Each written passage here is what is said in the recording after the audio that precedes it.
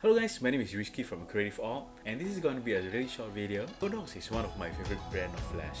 I actually have quite a numbers of them that I use for most of my projects, and one of the best thing about Godox is the fact that it's so affordable. I never had this problem before when I was using Nikon. When you are using a third-party Sony flashes, they always comes with one Achilles heel. The connecting part at the bottom is always has been the Achilles heel when you're using flashes on Sony. And I've seen these connections on almost all third-party Sony flashes, and of course including Godox. This part at the bottom tends to break really easily.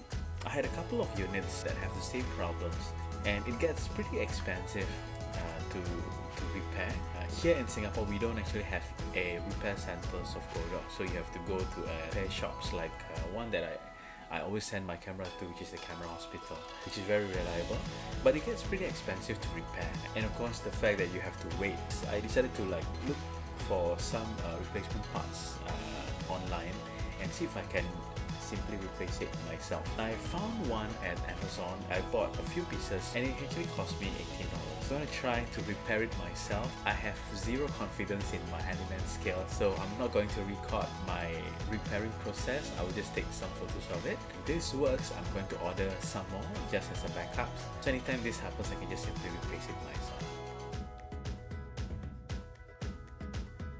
Okay, seems like it's done, so this is the moment of truth.